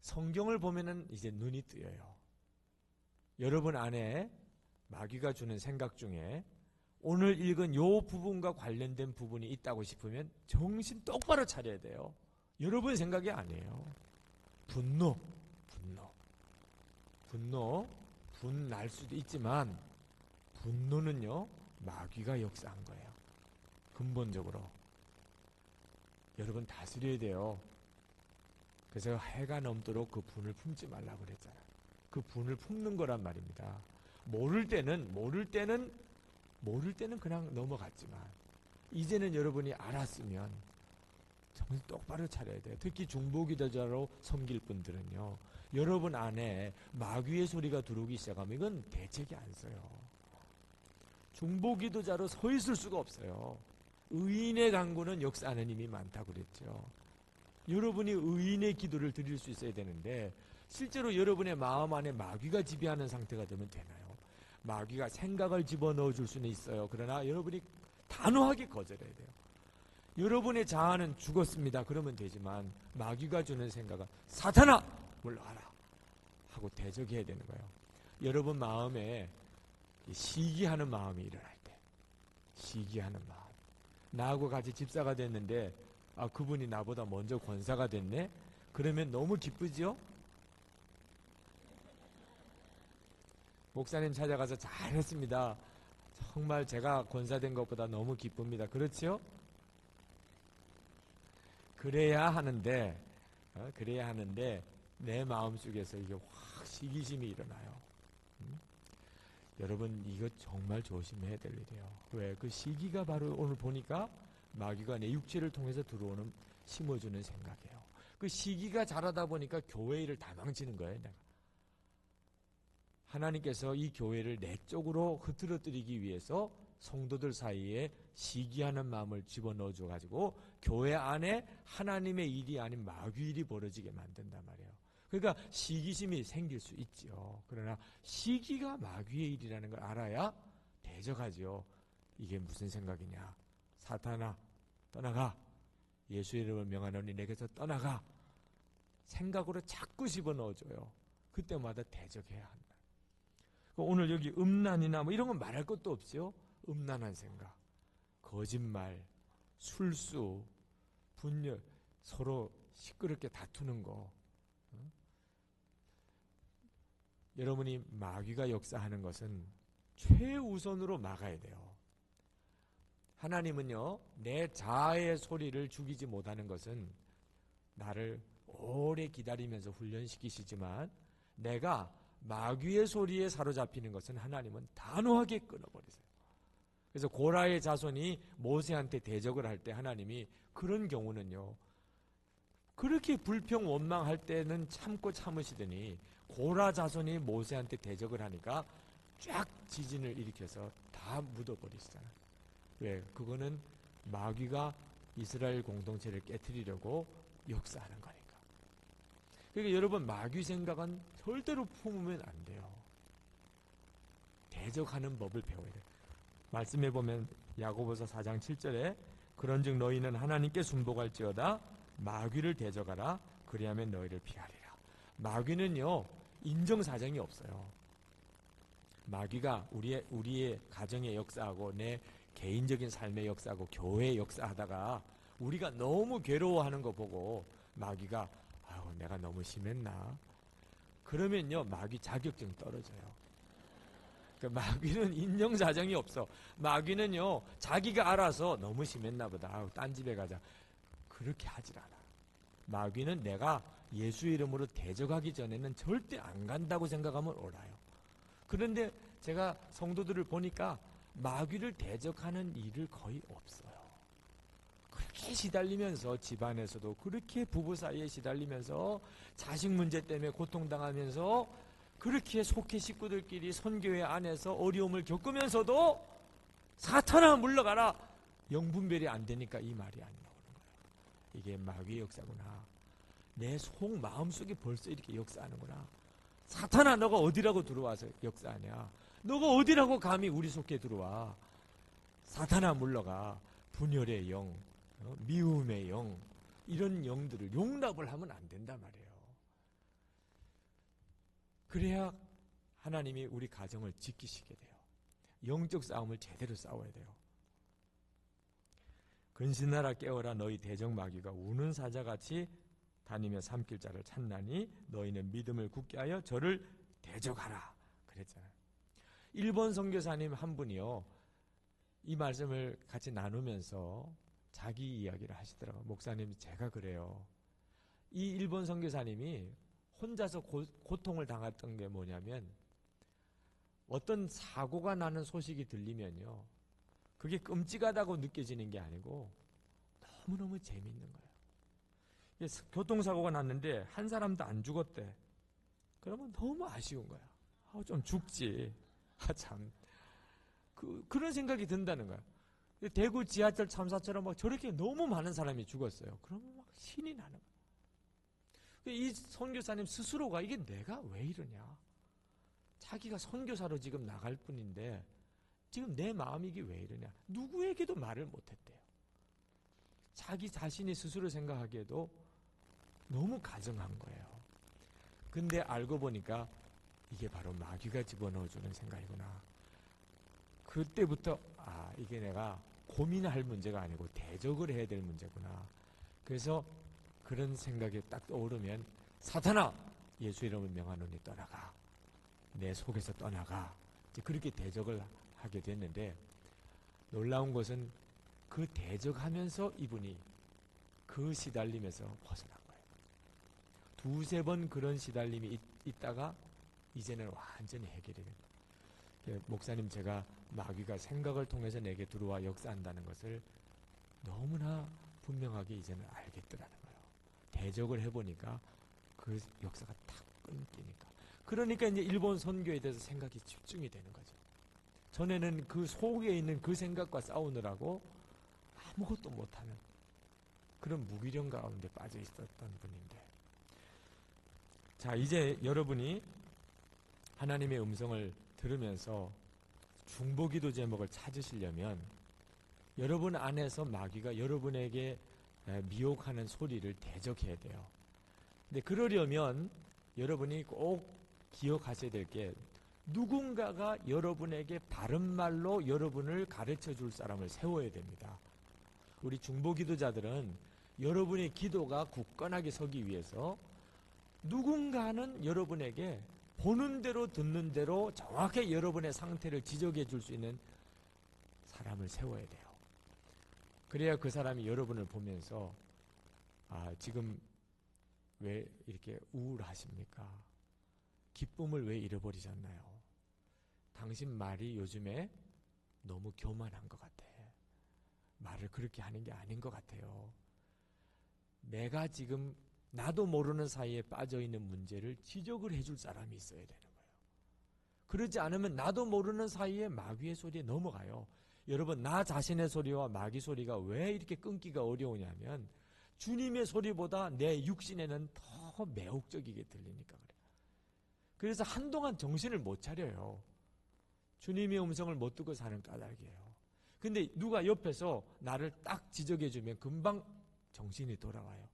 내가 그렇나? 그러고 보면 나 자신이 그렇거든. 그러려면 여러분이 누군가에게 나를 위해서 보이는 대로 이야기해 주세요. 혹시 내가 믿음 안에 바로 서지 못하고 내가 성령 안에 바로 순종하지 못하는 것 같으면 그냥 아무 생각 없이 내가 어떻게 생각할까 걱정하지 말고 내게 꼭 말씀해 줘요. 이런 분을 적어도 한 분, 두 분은 세우셔야 됩니다. 그런 분이 있으세요? 그런 분이 없으신 분, 그런 분들은 여러분 자신이 지금 위험한 상태에 빠져 있는 거예요. 그런데 여러분이 정말 아무 소리도 안 하고 들으셔야 돼요. 그분을 세우고 그분이 여러분에게 이야기해 주면 그렇습니까? 감사합니다. 변명하면 안 돼. 변명하면 그 다음부터 말 못 해줘요. 제가 어느 여자 권사님이 목사님 저를 보면 혹시 제게 문제가 있다고 느껴지면 언제든지 이야기를 해달래. 너무너무 귀하더라고. 그 마음이. 칭찬해달라는 게 아니고 문제가 있으면 지적을 해달라는 거예요. 그래서 제가 그 권사님이 한 가지 문제가 있더라고. 다 좋은데 한 가지. 그래서 그것만 고치면 정말 좋을 것 같아서 권사님께 말씀을 드렸어요. 권사님이 다 정말 좋은데 요거 하나는 권사님 좀 고치시면 좋겠어요. 그랬더니 그 권사님이 너무 고맙다는 거예요. 제 손을 붙잡고 너무 고맙다는 거예요. 그래서 제가 내가 잘했구나 그랬어요. 그리고 또 그 권사님이 너무 훌륭해 보이고. 근데 이제 그날 밤 12시 전화가 왔어요. 주무시냐고 그러더라고. 그 12시에 자지 그러면 제가 새벽 기도도 해야 되는데, 그런데 당신은 잠이 안 온대. 당신은. 그러니까 목사님은 주무시냐는 거야. 그래서 권사님 왜 그러시냐고 그랬더니 목사님이 자기를 그렇게 본 것 때문에 너무 마음이 괴로워서 잠이 안 온다는 거야. 아까는 고맙다고 막 그러시더니 그날 밤부터 잠이 안 오신다네. 그러면서 이제 자기가 왜 그랬는지에 대한 이야기를 하는 거예요. 자기가 왜 그랬는지에 대해서 목사님에게 설명을 드려야 될 것 같은데, 그러면서 이제 어린 시절부터 이야기가 나오는데 새벽 3시까지 하시는 거죠. 제가 새벽 3시쯤 돼서는 그만 잘못했다고 그랬어요. 권사님, 제가 정말 잘못했습니다. 권사님이 그런 줄도 모르고 내가 그렇게 이야기를 했네요. 권사님 정말 한 번만 용서해달라고, 제발 용서해달라고 싹싹 빌었어. 근데 그 다음날도 또 12시에 또 전화가 온 거야. 주무시냐는 거야. 자기는 잠이 안 오는데. 이거 참 며칠을 시달렸어요. 며칠을. 그 다음부터는 제가 누가 솔직하게 이야기해달라고 그래도 절대로 이야기를 안 해요. 잘한다고만 이야기하지 절대로 이야기를 안 해요. 한 번 속지 2번 속나요? 근데 여러분은 이제 누가 여러분에게 저 사람은 내가 이야기해달라고 그랬다, 그런 분을 세웠으면 절대로 혹 오해고 섭섭한 말 같아도 여러분을 위해서, 여러분만 아니면 되는 거니까 하나님 앞에 나가서 하나님, 제가 그렇게 보이는 점이 있었습니까? 그렇게 묻고 하나님이 아니다 그러시면 또 아니면 되니까. 그러나 여러분에게 여러분의 진짜 모습이 어떤지를 여러분이 몰라요. 여러분의 진짜 모습이 어떤지. 다른 분이 여러분에게 그렇게 말해주면 여러분 스스로가 내가 지금 주의 음성을 따라가는 건지 아니면 내가 다른 소리에 끌려가는 건지를 금방 알게 됩니다. 자, 이제 중보기도 실습을 한번 해보십시다. 여러분 자료에 왜 이거 넣었나 하고 이상하게 생각하는 게 있어요. 주보하고 조선일보 뭐라고 판촉하는 거 아닙니다. 절대로 오해는 하지 마시고, 자, 조선일보하고 주보를 보세요. 먼저 주보부터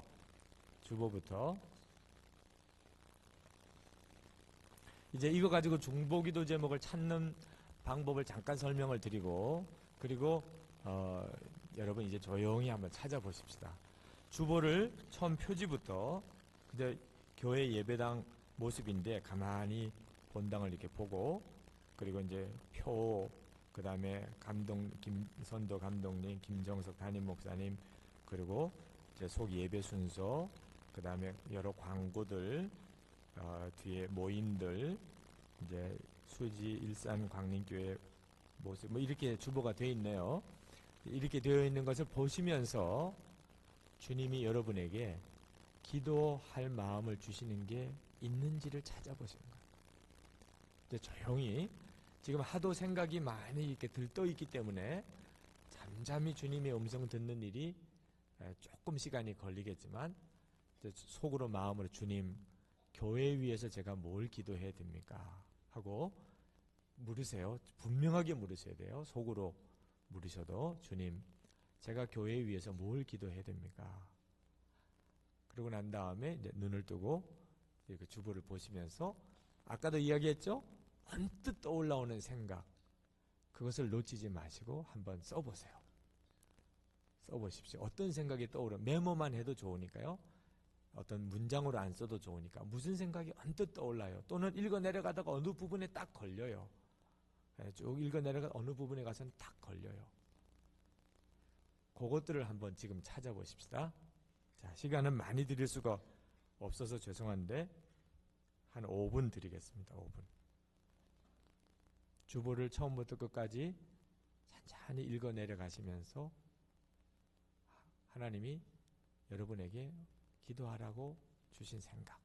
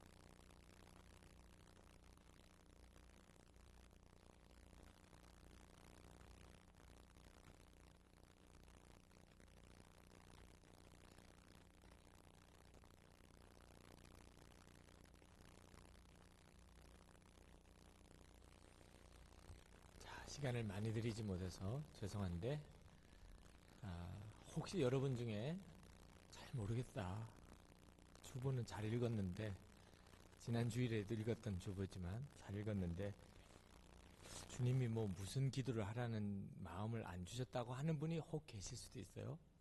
그것 때문에 막 너무 조급해할 필요는 없어요. 왜냐하면 하나님께서 내게 말씀을 주셔서 기독케 하시는 사역이 어떤 원리를 알았다고 금방 이렇게 눈이 뜨여지는 건 아니기 때문에 혹시 그런 분들은 그 자체로 그냥 좋아요. 내가 그랬다고 이야기하시면 되고, 혹시 주보를 이렇게 읽어 내려가는 동안에 이상하게 마음이 이렇게 딱 걸리는 부분이 있어요. 표현이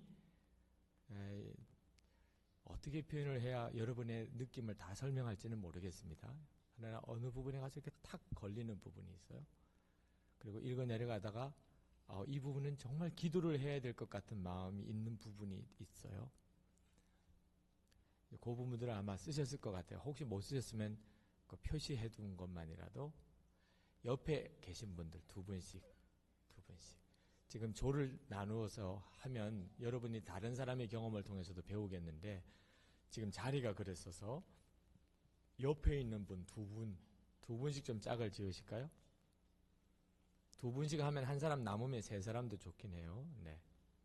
자, 내가 하나님으로부터 마음에 느껴진 기도해야 될 제목이라고 하는 게 무엇이었는지를 한번 이야기를 해주세요.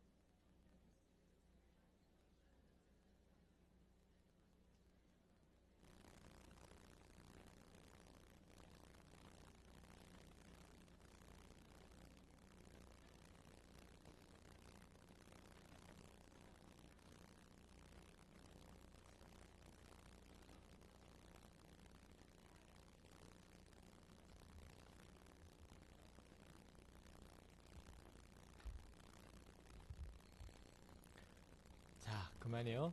네.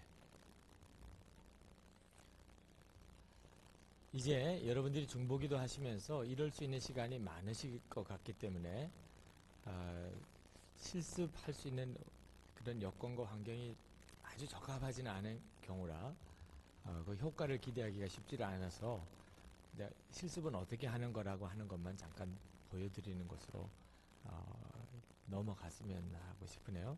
사실은 좀 시간적인 여유가 되면 그것을 각 조별로 다시 모으고 그리고 전체가 다시 나눠보면 어떤 현상이 벌어지냐면요, 공통적으로 주시는 제목이 있는 것을 하나 알게 돼요. 그래서 주보를 읽으면서 상당히 많은 중보기도자들이 같은 문제로 기도의 제목을 얻었다고 이야기를 나오는 문제. 그것은 하나님께서 강력하게 지금 이 교회를 위해서 기도로 섬기라고 주시는 제목입니다. 그래서 여러분이 이제 주일에 교회에 오셔서 주보를 보실 때 그냥 교인들은 교회 소식을 알고 예배의 순서를 알기 위해서 보지만 중보기도자들은 하나님이 뭘 기도하라고 하시는지를 알기 위해서 보는 거예요. 주보를 이렇게 보시면서 하나님께서 딱 마음에 어느 부분에 가서 특별히 내 마음을 주시면 그것으로 주일 예배 때 기도로 섬깁니다. 하나님, 제가 이 마음을 받았습니다. 그래서 기도로 섬깁니다. 처음에는 이유를 모르고 기도할 때도 있고 어떤 경우에는 너무 편협한 곳에 제목을 받았다고 느낄 때도 있어요. 그래서 이게 아닌가 싶은 경우도 있어요. 예를 들면 50주년, 이 50이라는 거에 굉장히 강하게 도전을 받았다. 그럴 수도 있죠. 딴 사람들은 그냥 지나갈 수도 있는 문제인데 이상하게 이 50이라고 하는 단어, 이 숫자가 내게는 너무 마음에 이렇게 걸려요. 그럴 수도 있어요. 하나님께서 이 50주년을 맞는 이 행사를 향하여 기도를 섬기게 하시는 뜻일 수도 있고, 또 감독님을 위해서 또는 담임 목사님 성함을 딱 보는 순간에 내가 기도를 해야 되는 부담을 확 갖는 경우도 있고, 하나님이 그 일을 위해서 기도를 섬기게 될 때도 있고요. 이게 나눠보면 저분이 이 문제로 기도하라는 마음을 받았어요라고 하는 말을 들을 때 내 마음에 맞아, 그럴 것 같아. 내 안에 성령님이 같이 역사하시기 때문에 그분에게 기도 제목을 주셨을 경우에 나도 그것을 같이 느끼게 해주세요. 어떤 경우는 전혀 다르긴 관심을 가질 수도 있는데, 이제 여러분이 이 중보기도 제목을 서로 나누면서 찾으면서 하나님께서 우리 전체에게 기도하게 하시는 거하고 개인에게 기도하게 하시는 거하고가 다르다는 것을 이제 또 알게도 됩니다. 그래서 전체 기도 제목을 가지고서 전 중보기도 사역자들에게, 또 중보기도 제목을 잘 분별하지 못하는 교우들에게 기도를 하게 제목을 드리게 되죠. 그러나 꼭 기억할 것은요, 이제 여러분이 이렇게 주보를 보시고 기도 제목을 찾든지 또는 주어진 기도 제목을 가지고 교회를 위해서 기도할 때든지 하나님께서 여러분에게 어떤 기도할 마음을 주셔서 그것을 이제 기록하여 보고를, 중보기도 보고를 하는데, 거기에 여러분이 하나님은 나에게 자꾸 이런 문제로 교회를 위해 기도하게 하십니다 하고 그것을 이제 중보기도 담당하시는 장로님께나 담당하시는 서기에게 이렇게 내드려요. 그러면 거기서 이제 정리해가지고 최종적으로 하나님이 이 기도를 하게 하시는가에 대한 분별을 이제 담임 목사님께서 받으시는 거예요. 담임 목사님께서 그 중보기도 파트에서 올라오는 교회에 위한 기도 제목들을 쭉 보시고 하나님께서 이 문제로 우리 교회를 인도하시는구나, 또는 기도케 하시는구나. 그래서 어떤 기도 제목에 대해서는 너무 나 자신의 생각에 사로잡혀서 나온 기도도 있다는 것을 인정해야 돼요. 그러니까 여러분이 이제 생각으로 주의 음성을 들을 때 늘 조심해야 될 것은요, 분별이 필요하다는 거예요. 반드시. 그래서 목사님의 분별이 있는 거예요. 담임 목사님이 이 기도 제목은 성령님의 역사로 주으신 것이구나, 이것은 사람의 생각으로 가진 거구나 하는 것을 최종적으로 분별을 해줘요. 그때 여러분이 그것을 통해서 확인을 하는 겁니다. 여러분, 조선일보 가지고는 하지 않았는데 나라를 위한 기도도 똑같아요. 이제 중보기도자들은 신문을 건성으로 보면 안 됩니다. TV 뉴스를 들을 때도요. 그래서 TV 뉴스 듣다가 기도실로 바로 들어가야 되는 경우도 있어요. 하나님이 뉴스를 통해서 내게 어떤 문제로 기도하라고 하시는 거예요. 이건 아주 심각한 문제니까 걱정하라는 게 아니에요. 우리는 텔레비 보고 뉴스 보면서 걱정하면 하나님이 쓰시는 중보자가 아닙니다. 걱정거리가 딱 생겼다, 그 말은 기도하라는 말씀과 똑같은 거예요. 그래서 즉시로 하나님, 이 일을 하나님이 주관하에 두시옵소서, 사탄이 역사하지 못하게 예수 이름으로 대적한다. 여러분이 그 즉시로 중보 기도를 들어가야 돼요. 하나님이 그 기도의 풀림을, 눌림을 풀어주실 때까지. 혹시 그 즉시 못한다면 체크를 했다가 기도 시간에 그 문제를 가지고 하나님께 기도를 하고. 여러분 조선일보를 읽어보면 주가 폭락이 광고는 뭐 빼고요. 파크랜드를 위해서 기도할 건 아니니까 이렇게 쭉 읽어 내려가다 보면 여러분 마음에 계속해서 부담이 오는 여러 가지 많은 기도 제목이 있는 걸 알게 됩니다. 그래서 나라 위한 기도 사역이 굉장히 중요해요. 저는 우리 서울 광림교회 중보기도 팀이 이 나라의 역사를 바꾸는 강력한 하나님의 중보팀이 되기를 축복합니다. 저는 이렇게 많은 중보팀이 있는 것은 정말 황홀해요. 저희 교회도 중보사역팀이 있긴 하지만 여기하고는 비교가 안 되게 수가 적어요. 기도는 많이 훈련시켜서 기도 사역을 하지만 이렇게 많은 중보자들이 기도할 수 있다는 것은 이건 정말 보배 같은 일이에요. 이 서울 광림교회만을 위한 사역이라고 저는 생각하지 않아요. 이렇게 모아질 수 있다는 것은 나라를 위한 사명도 있는 거예요. 이렇게 기도하게 되기가 쉽지 않으니까. 물론 이 중에는 중보기도자로서는 아직도 훈련이 많이 필요한 분도 계시리라고 싶어요. 이건 이제 장로님께서 중보기도 사역을 하시다 보면 이제 어느 정도 분별이 오시게 될 겁니다. 그리고 이제 광림교회에서 제일 중요한 사역 파트의 하나가 중보사역 파트가 되고 워낙 기도의 힘이 강하게 되면 그렇게 될 텐데 여러분들이 나라 위의 기도도 절대 잊으시면 안 되고 그리고 이것도 나누시면 돼요. 하나님께서 오늘 뉴스를 듣고 신문을 보다가 너무나 강하게 내 마음에 기도하라고 하는 마음을 주셨는데 어때요? 그러면요 틀림없이 하나님이 기도시키시는 제목은요 나도 그랬어 라는 말이 나와요. 나도 그랬어. 나도 그 문제 때문에 굉장히 걱정이 됐어. 적어도 이렇게는 나와요. 그러면 바로 그 자리로 기도 자리로 들어가서 그 문제로 기도를 들어가야 돼요. 하나님 이 문제를 위해서 기도를 섬깁니다. 하나님의 일이 이루어지게 해주시옵소서. 이렇게 기도를 들어가야 돼요. 그러고 난 다음에 뒤에 이제 결과를 보세요. 중보기도자가 힘없는 방법은 뭐라고 그랬습니까? 기도 후에 되어지는 결과를 통해 힘을 얻어요. 상급은 하나님 앞에 가서 받습니다. 여러분 절대로 조심해야 될 것은 내가 기도했더니 그렇게 됐어. 이런 말은 정말 조심해야 돼요. 내가 기도했더니 이렇게 됐어. 자꾸 우리 마음의 욕구가 보상을 받고자 하는 욕구가 있기 때문에 참 견디기 어렵지만 상은 하나님 앞에 가서 받는 거고 나는 나만 느끼면 돼요. 아, 내가 그때 그렇게 기도했는데 결과가 이렇게 됐구나. 참 감사합니다, 하나님. 그렇게 하면 돼요. 이제 그런 일들이 쌓이면서 여러분이 기도에 이제 감이 더 커지게 됩니다. 그리고 기도에 기쁨이 오고 세상 사람은 나를 몰라줘도 우리 주님은 내 기도를 들으신다는 걸 알게 됩니다.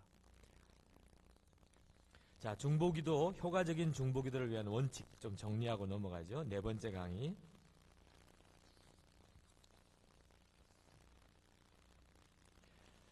자, 10가지인데요. 여러분이 실제로 중보기도실에 들어가서 기도할 때 필요한 것은 1번부터 4번까지를 먼저 하고 그 다음에 주어진 기도 제목 가지고 하시면 되는데 1번부터 4번까지는 이제 중보기도실에 들어가서 당번을 맡아서 기도로 섬기는 일을 할 때도 필요한 내용이지만 이제 개인적으로 하나님 앞에 가서 중보기도 사역을 감당할 때예요. 예를 들면 교회를 위한 기도 제목을 붙잡고 기도를 해야 된다. 주어진 기도 제목이 있긴 하지만 이제 하나님께서 나를 뭘 기도시키시나 이제 이렇게 구할 때 이 10번째 단계를 잘 보세요. 첫째는 하나님의 하나님 되심을 찬양하는 겁니다. 이 기도의 영이 내게 임하기 위해서도 필요해요. 처음 하나님께 무릎 꿇으면 그러면 하나님의 하나님 되심을 높여야 돼요. 하나님의 이름을 찬양합니다. 거룩하신 하나님의 이름을 높여드립니다. 하나님 이 시간에 영광을 받으시기 원합니다. 여러분이 해보시면 알지만 그때 하나님의 영광이 임하는 걸 알게 돼요. 그냥 기도만 들어가면 안 돼요.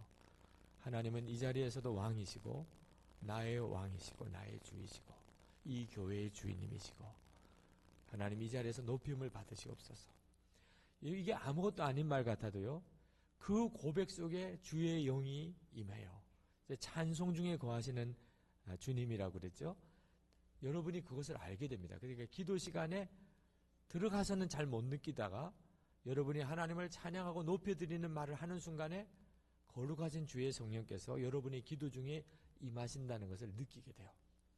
두 번째는요, 중보기도자가 고백하지 않는 죄가 있으면 그건 기도가 안 돼요.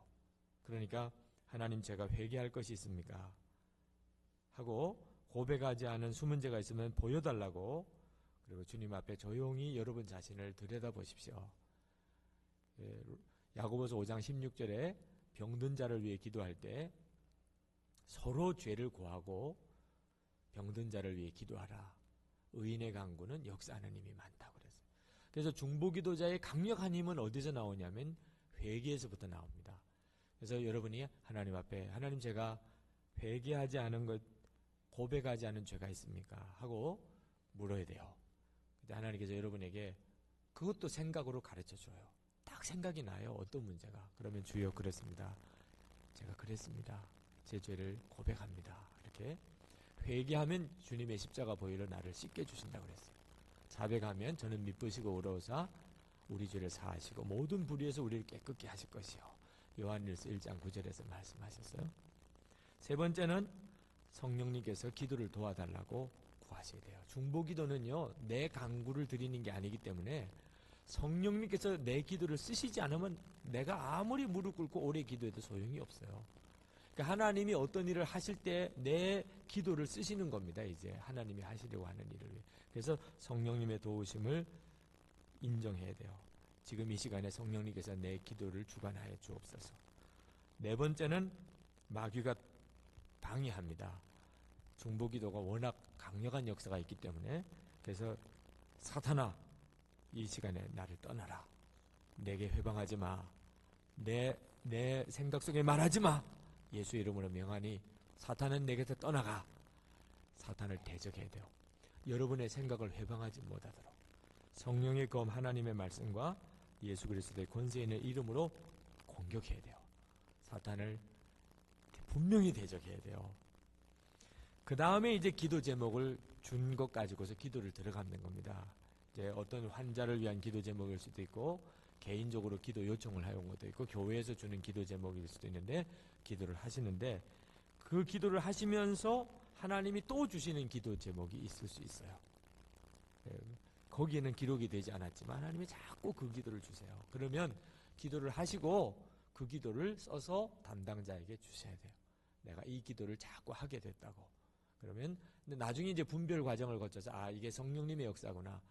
많은 사람이 그렇게 인도함을 받았어요. 그러면 하나님이 요렇게 방향으로 기도하라는구나 알게 됩니다. 그러나 이제 그거 자체가 없을 때는, 주어진 중보기도 제목이 없을 때는 다섯 번째, 무엇을 기도해야 되겠다는 나 자신의 부담감이나 또는 욕망이나 상상을 버려야 돼요. 그러니까 내 생각이 회방하지 못하게 해야 돼요. 그래서 나는 죽었습니다. 유기성이는 죽었습니다. 하고 여러분의 죽음을 받아들여야 돼요. 그래서 어떤 기도를 막 해야 되겠다고 하는 어떤 의지가 없어야 정확히 주님이 기도하라고 하는 게 뭔지를 알게 됩니다. 여러분이 어떤 남편을 위해 기도하든지 아내를 위해 기도하든지 자식을 위해 기도하든지 할 때도 여러분이 하나님의 뜻을 정확히 알려면 여러분의 생각을 꺾어야 돼요. 그러지 않으면 자꾸 안다라는 기도만 하게 돼요. 하나님은 이미 그 일에 대해서 역사를 안 하시고 계신데 나는 자꾸 안다를 하는 거예요. 교우들이요, 경제적으로 어려움을 겪으시는 분들을 보니까 대부분 하나님이 그 손 놓아라 할 때를 놓치더라고요. 하나님이 지금 손해본 데서 손 놓아. 그 손 놓아야 다시 일어날 힘을 하나님이 주시는데, 하나님 요거 해결하게 해주세요. 그러다가 더 많은 빚을 져가지고 나중에는 해결 자체가 어려워지는 상태까지 빠져버려요.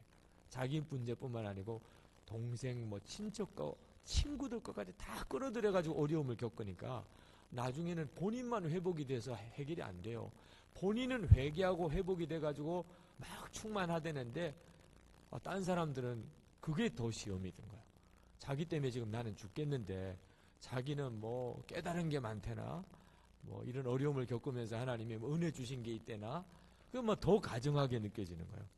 하나님이 그렇게 해줄 때가 있는데 바로 내 생각에 있는 걸 다 꺾어야 돼요.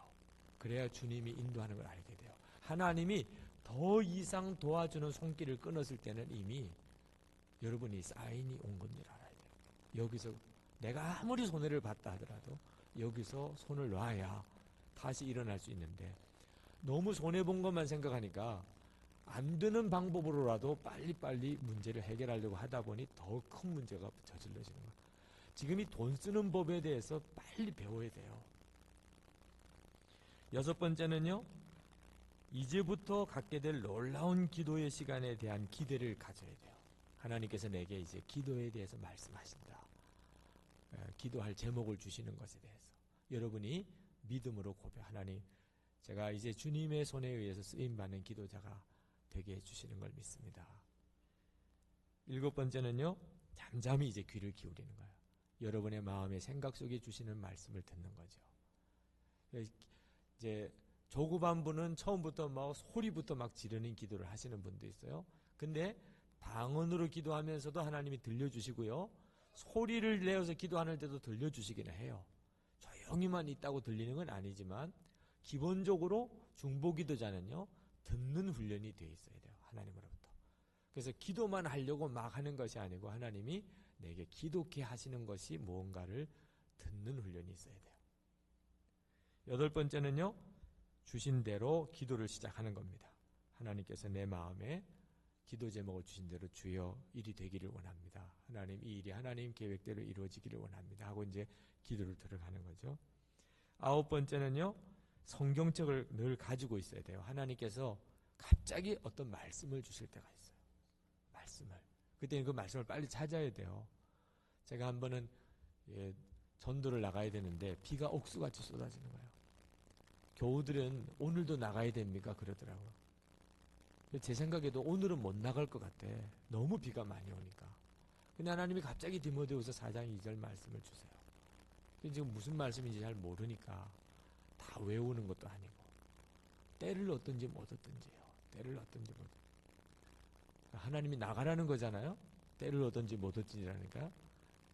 그래서 하나님이 나가랍디다. 그랬더니 다 입이 이렇게 나와가지고 이렇게 비가 오는데도 나가란다고.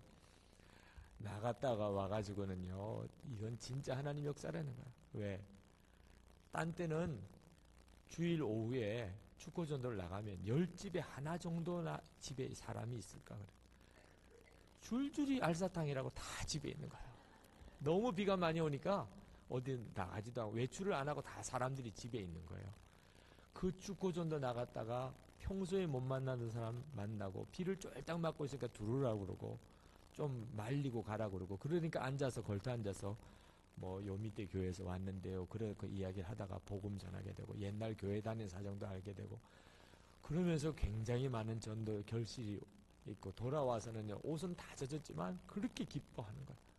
그러니까 여러분이 기도 중에 하나님께서 말씀을 주세요. 그러니까 말씀을 주시면 그 문제를 찾아야 하니까 성경을 가지고 기도를 해야 하고, 그리고 어떤 경우는 내 기도의 확신을 말씀을 읽으면서 주세요. 어떤 마음을 주셨는데 성경을 쭉 읽어 내려가다 보니까 그 내용에 대한 말씀이 읽어지는 거예요. 10번째는요, 하나님께서 이제 더 이상 내게 기도의 눌림을 주시지 않아요. 이제 내 마음이 편안해지고 그래요. 그러면 이는 만물이 주에게서 나오고 주로 말미암고 주께로 돌아갑니다. 영광이 그에게 세세히 있으리로다. 아멘. 그렇게 하고 하나님께서 이루셨다고 믿고 나오시면 돼요. 하나님께서 내 기도를 통해서 하나님의 일을 하셨다고 믿고 감사하고 찬양하고 나오면 됩니다. 5번째, 중보기도 마무리가 중요하다. 중보기도를 할 때 여러분 정말 기억해야 될 것이 하나가 있는데, 기도만 해버리고 말면 안 돼요. 그러면 힘 빠져서 나중에 기도 못합니다. 중보기도는 꼭 뒤에 결과를 봐야 돼요. 그래서 어떻게 됐나, 기도를 했는데 결과가 어떻게 됐나. 도무지 알 수 없는 경우는요, 그냥 하나님 앞에 맡기고, 예를 들어서 이라크 전쟁을 위한 기도, 이런 경우는 뉴스를 통해서밖에는 모르죠. 또 전혀 알지 못한 북한을 위한 기도 이런 경우도 결과를 당장 확인을 하기는 어렵죠. 그러나 이제 환자를 위해 기도했다거나 또는 전도 대상자를 위해 기도했다거나 또는 교회의 어떤 행사를 위해서 기도했다거나 그럴 때는 여러분이 그 뒤는 어떻게 됐는지 기도를 정확하게 하고 난 다음에 결과를 꼭 한번 체크를 하고 정리를 해요. 그리고 서기는요, 그것을 중보기도 요청을 받을 때 꼭 결과를 알려달라는 것을 공지를 해야 돼요. 결과를. 환자를 위해서 기도를 했는데 나았대. 그런데 기도는 계속 하고 있는 거예요. 주여 낫게 해주시옵소서. 다 나았대는데 얼마나 속상한지 나중에 가서. 그러면 나았으면 좀 알려줘야지. 교회는 그것 때문에 계속 기도하고 있는데 너무너무 미안해 하시더라고. 근데 사실 당한 사람은 그걸 알려줘야 된다는 생각을 못해요. 중보기도가 있다는 것도 급할 때는 요청을 하지만 잊어버릴 때도 많으니까. 그래서 확인을 해야 할 때가 있어요. 어떻게 됐나요? 그러면 확인해서. 그리고 중보기도 여러분들끼리는요, 그 중보기도 이제 앞으로 기도 제목을 낼 때 뒤에 기도했던 것들이 어떻게 응답을 받았는지에 대해서도 정리를 해줄 필요가 있습니다. 저희들은 교회에서 환자들을 위해서 한 달에 한 번 치유 기도회를 하는데요. 처음에는 이 환우들 명단을 내라고 그랬더니 이 종이에 한 반 정도밖에 안 나와요. 창피하게 내가 뭐 아프다고 써놓으면 소문만 나고 그렇지 않아요? 그래서 아픈 것도 자랑하라고 그랬지만 사실 마음의 심리가 드러내기가 좀 부끄럽죠. 예를 들어서 뭐 치질이다 이런 거는 참 내기가 부끄럽잖아요. 뭐 하여튼 여러 가지 사정 때문에 중보기도 제목을 안 내다가 요즘에는 이 앞뒤로 빽빽해요. 지금 왜 기도 응답의 역사가 막 나타나기 시작하고 암 환자들이 고침을 받기 시작하고 이러니까 이제는요 일가 친척들까지 다 쓰는 거야. 일가 친척들까지. 기도 응답의 역사들이 일어나기 시작하면 기도하고 싶은 마음이 확 일어나고요. 그리고 하나님께서 그 증거를 계속 보이시니까 나중에 어려운 일이 생겨도 마음이 흔들리지 않습니다. 기도자들은 계속 기쁨이 있고 그래서 결과를 확인하실 것. 그러나 조심할 것은요. 기도 실패라고 느껴지는 경우가 있다는 걸 알아야 돼요. 중보기도를 내가 간절히 했는데 그만 돌아가셨어요. 내가 참 간절히 기도했는데 어려워졌어요. 이런 일이 생길 수 있다는 것을 여러분이 이제 분명히 알고 기도를 해야 돼요. 절대로 주님의 뜻 앞에서 겸손해야 하고 낭망하면 안 됩니다. 내가 하나님 앞에 이 문제로 이렇게 되기를 간절히 기도했지만 전혀 다른 결과가 왔어요. 여러분 분명히 좌절감은 생기지만요. 쓸데없는 기도, 실패의 기도는 없는 거예요. 지나놓고 보면 알게 됩니다. 제 아내가 아버님이 저희 장인어른이 되죠. 저 종교교회 담임하시던 박신훈 목사님이라고 나원영 감독님 전임이셨어요. 그런데 제 아내가 대학 들어갈 때 간암으로 돌아가셨어요. 제 아내가 평소에는 잘 기도를 잘 안 하다가 아버님이 간암으로 돌아가실 지경이 되니까 얼마나 간절히 기도했겠어요. 그런데도 아버님이 돌아가셨어요. 제가 군목으로 갈 때 그때 제가 다리가 부러져서 이렇게 돌아와서 또 훈련소에 들어가고 또 돌아와서 또 훈련소에 들어가니까 제 아내가 얼마나 안타까웠겠어요. 그런데도 결국은 저는요 다시 군목으로 갔어요. 그것도 또 응답이 안 된 거죠. 제가 부산에서 목회할 때도 어린아이가 암이 걸려가지고 온 교우들이 금식하고 저희들도 금식하고 기도했는데 죽었어요. 대학 졸업하는 장로님 딸이 백혈병에 걸렸는데 또 온갖 금식을 하고 기도를 했는데도 마지막에 그냥 죽었어요.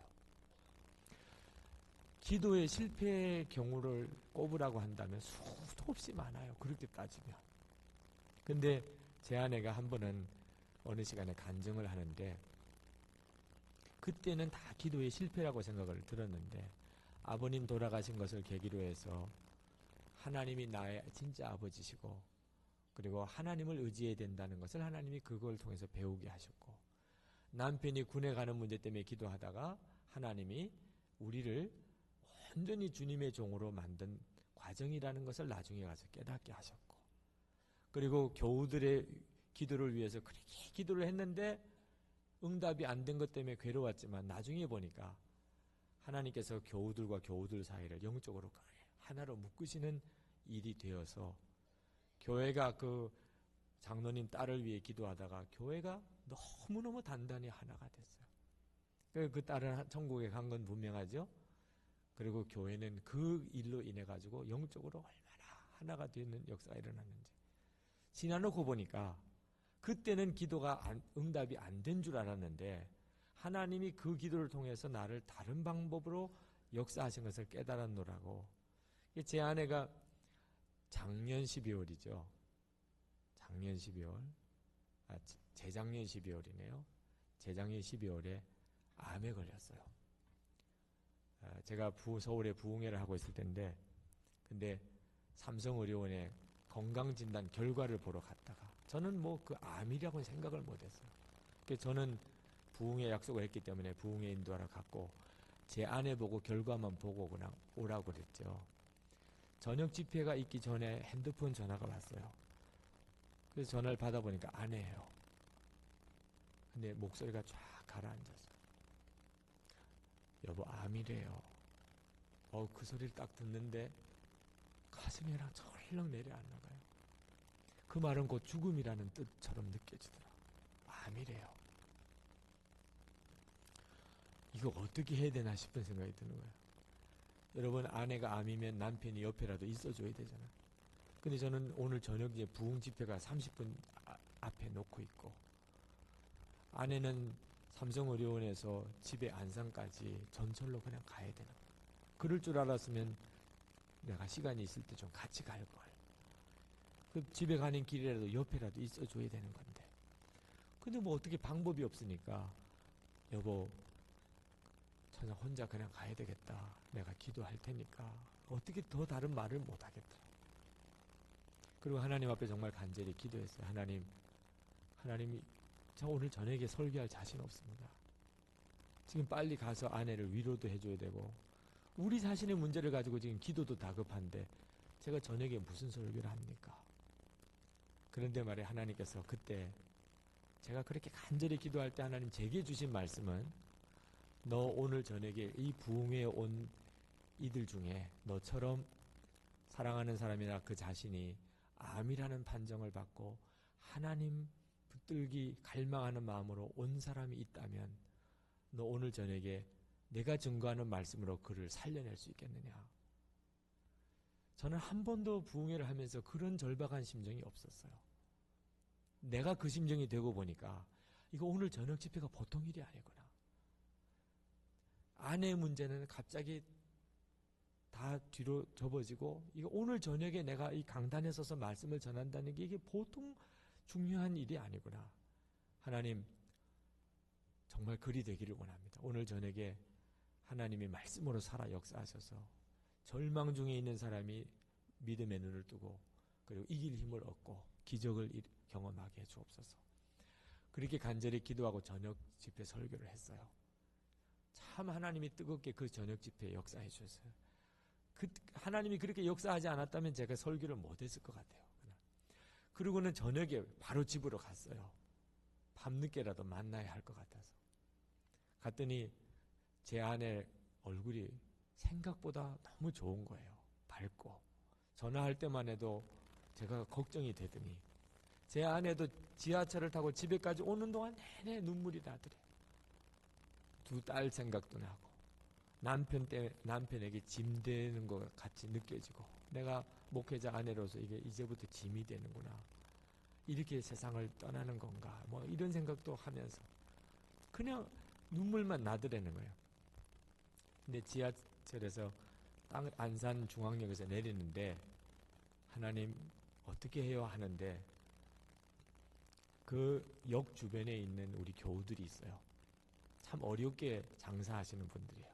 그 좌판 지하철 지하도에서 좌판으로 장사하는 분들도 계시고 그분들을 만나고 싶은 마음이 그렇게 간절히 들더래요.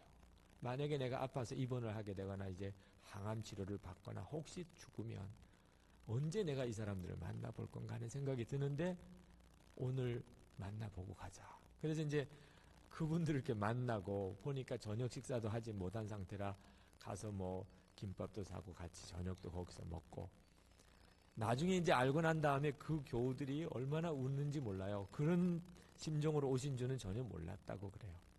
그런데 그렇게 둘러보고 신방을 하고 집으로 들어가는데 너무나 기쁘더래요. 마음이 올 때 그 슬픈 마음은 없어지고 너무 기쁘더래요. 그러면서 하나님 앞에, 하나님, 제가 만약에 이런 일이 아니었다고 한다면 그분 신방을 못했을 텐데 제가 언제 하나님이 불러가셔도 내가 담대하게 갈 수 있도록 그렇게 한 교인 한 교인을 섬기면서 제가 신방을 하고 남편을 도와서 목회를 하겠다고. 하나님이 주신 마음이죠, 정말. 하나님이 주신 마음으로 보니까 그 어려운 문제가 오히려 우리에게 얼마나 큰 축복이 됐는지 몰라요.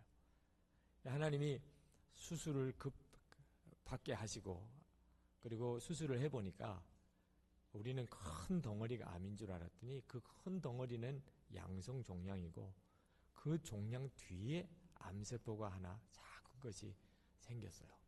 검사 결과를 보니까 그게 다 암인 것처럼 나온 것이라 다행히 정말 암이 시작할 때 수술을 한 거. 그래서 수술 결과가 너무나 좋고 건강에 잘 회복이 됐어요. 여러분, 하나님 앞에 어떤 문제든지 하나님 앞에 가지고 나가면, 그러면 하나님은 정확하게 우리를 그 일로 인하여 하나님이 이루실 축복을 보여줘요. 그래서 여러분이 기도 실패라고 생각되어지는 일에 너무 매이지 마세요. 두려워하지도 말고 낙심도 하지도 말고, 나는 기도를 그렇게 했는데 왜 이렇게 됐냐. 하나님께서 내 기도를 쓰셨다는 것 자체를 믿으세요.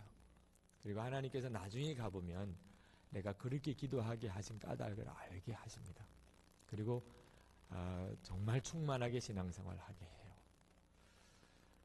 우리 서울 광림교회 중보기도자들 안에 하나님이 축복하시기를 진심으로 축원합니다. 성령의 기름 부으심이 있기를 축복합니다. 기도하겠습니다. 하나님의 은혜를 감사합니다.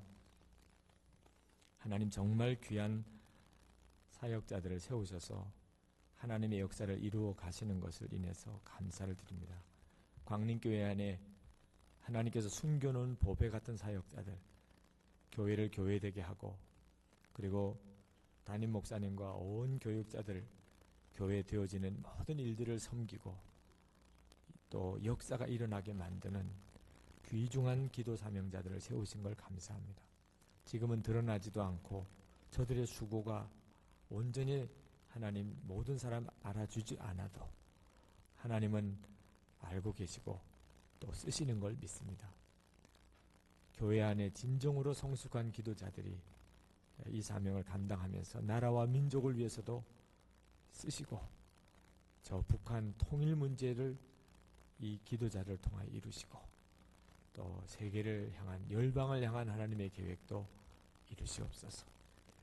김선도 감독님, 또 김정석 담임 목사님, 하나님 교회에 섬기는 모든 목사님과 전도사님들, 온 교우들 위해 하나님 축복하시고 광림교회를 세우신 하나님 계획을 계속해서 이루어 가실 줄 믿습니다. 예수님의 이름으로 감사하며 기도합나이다. 아멘. 감사합니다.